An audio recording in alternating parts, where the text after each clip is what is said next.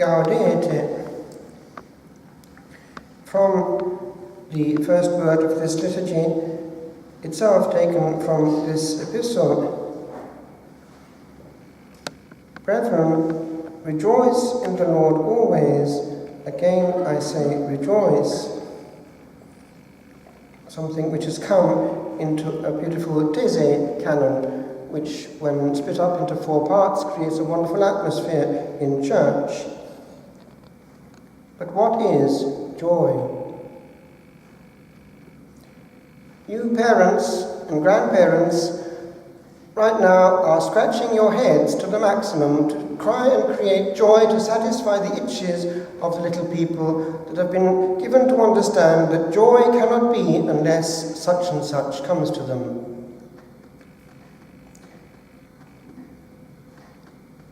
Joy has nothing whatsoever to do with the material.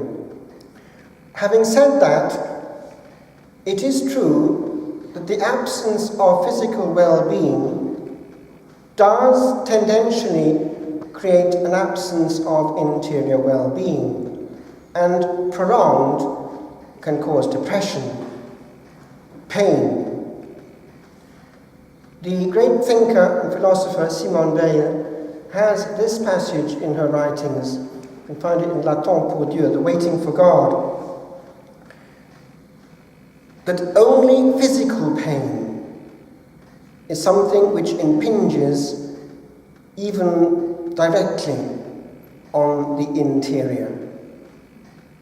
All the rest, she maintains, can be overcome by the resources of the interior.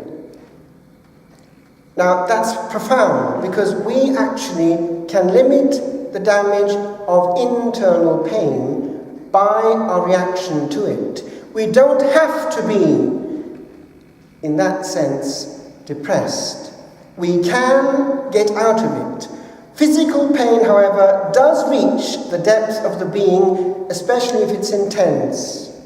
So when handling someone who's in pain, remember that. Tread on tiptoe. But I want to try and get to the depth of this question of joy. Many people who need not go through life in unhappy mode go through life in a very, very sad mode. Let's look at some of the reasons. It is actually something which already in pre-Christian times had been looked at. Epicurus had this doctrine, which I simplify greatly. If one limits what one thinks one needs, one limits also one's pain. That is actually a profound discovery. Do not create unnecessary need, and you will be free. Teach that to the children of today. The Stoics, too, had something similar. And they got it to heroic levels sometimes. The Stoic resistance to the emperor, for instance, when we had the famous case of Arria, who committed suicide with her husband with the same dagger, plunged it in her breast, pulled it out, and said to him, "Paite non dolet." Pietas, it doesn't hurt. And then we have the slave, Epictetus, who was being tortured by his master. And he calmly at one point said to him, as his foot and whole leg was being twisted, "You are going to break it," which made his master even more furious, and he carried on. And a few minutes later, he calmly said, "I told you you would." So, our reactions can be calm. Compare that with somebody who, whatever happens, will go to the maximum, and everything will be cosmic, and therefore the whole of life will be full of cyclic reactions, explosions, usually of a very dramatic order, with no peace for anyone in sight. Unnecessary pain. Because it had to be so, and if it wasn't, there was no joy to be. A priest, all the time of his life, is handling, in a sense, the comedy of human life and its tragedy.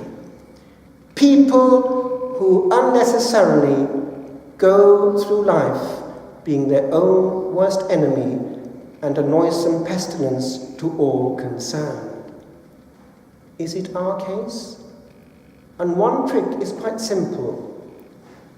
Think twice of the relative importance of the issue over which now you are going to lose joy, because you are losing peace. Which brings me to one central issue. There is no joy without peace. And therefore, in our life, if we take away peace for ourselves and for others because something has not been as it should have been, then we are not in peaceful mode and we are not in joy. People, for instance, who spend a great fortune to have a great holiday and then when they get away explode and swear and have a bad time and waste the money because they themselves were not in peace or joy, where they could have been had something been taken with a pinch of salt and not as cosmically important. But there is more. There is a secret which I would like to hand over to you. Remember it when you're tempted to react. Life will go by. We are on a point in time, and before us we have the future. Calendars start to arrive to us, do they not, at this time of year? Time will go by, just like this, one page at a time. Now, many people will go through, for instance, this page, which is today, spending much of the energy of this day calculating how tomorrow has to be. Now, do you see what's going on there? They are actually standing here, but they're living there. And standing here, this bit here, is not being lived. There is no peace and no joy, because there is anxiety in the mind regarding what has to be, or otherwise I will not be happy. How many people are doing that all through their life? We call it worry. Worry with a capital W. Now, worry is a self-defense mechanism which Providence has implanted in our being for a reason. Look at the drug addict. As he goes into liftoff, nothing else matters. And therefore he doesn't worry, he doesn't care. Therefore, look at people who don't prepare tomorrow, e.g. at exams, couldn't care less. They are not using that defense mechanism which they have to use to succeed minimally in life. But people who go through life always in this hyped-up mode of nothing but concern and tension and anxiety are ruining all the present moment that they have. And it can be our case too. Why? Because we are playing at being God.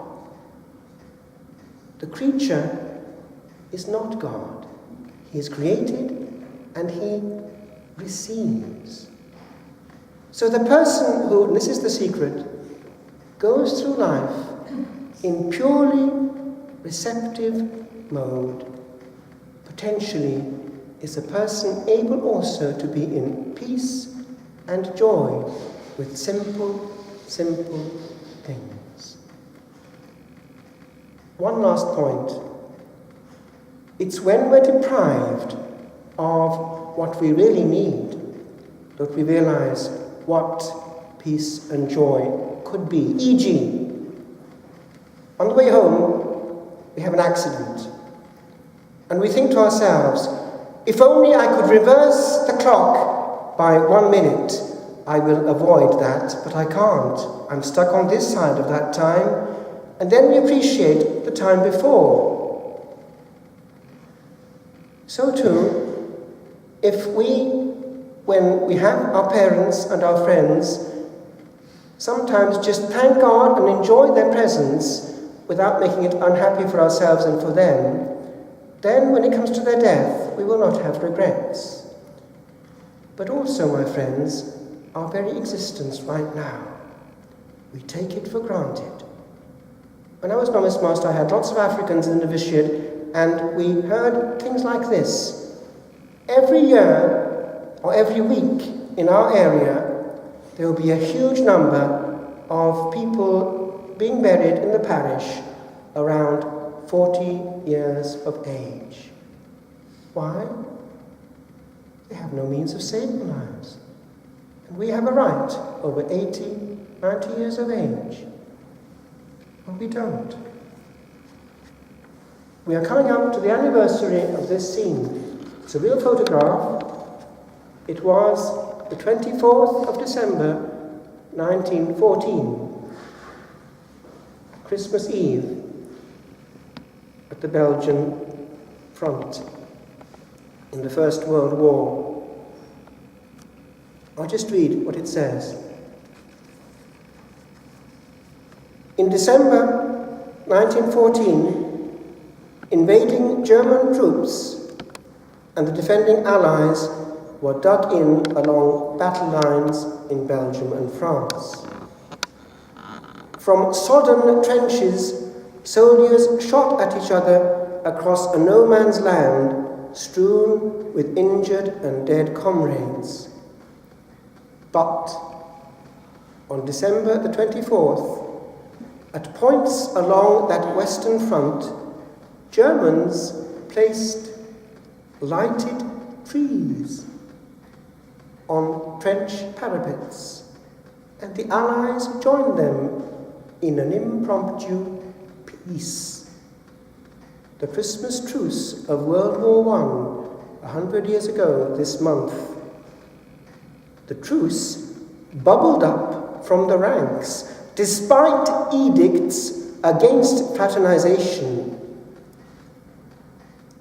After shouted exchanges promising, "You no shoot, we no shoot," some former enemies serenaded each other with carols. Others emerged from the trenches to shake hands and share smoke. Here we are. They passed on cigarettes to each other and also some presents. And these are opposing sides.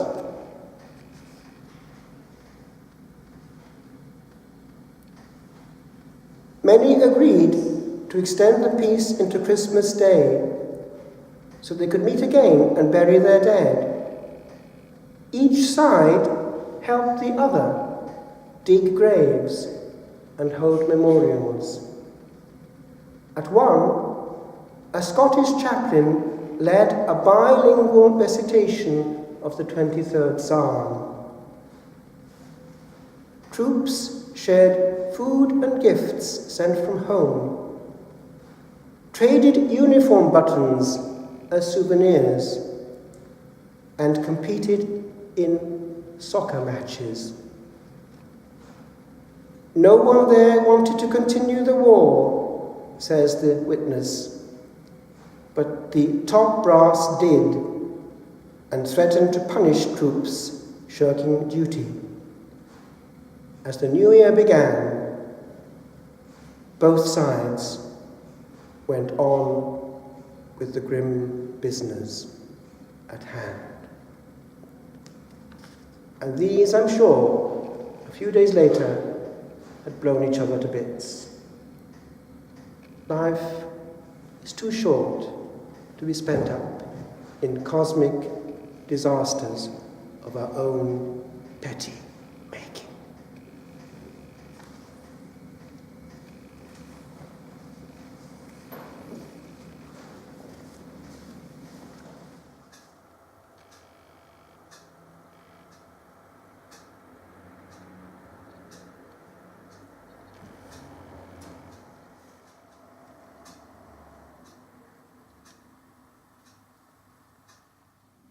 Worry.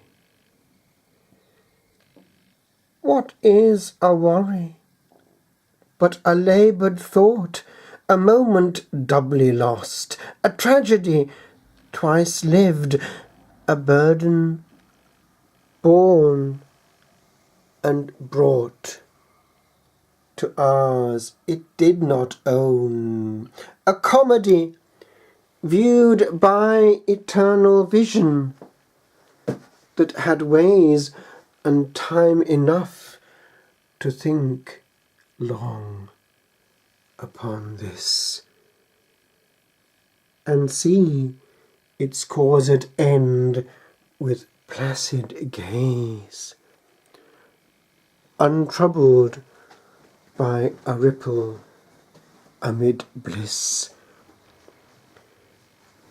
O problem, grow and grow, and fill the world with none but thee alone, and have thy way tomorrow. But today this hour has hurled thy face from this my staring, for today will never be tomorrow. And thy snare, is it not this, to place each morrow there?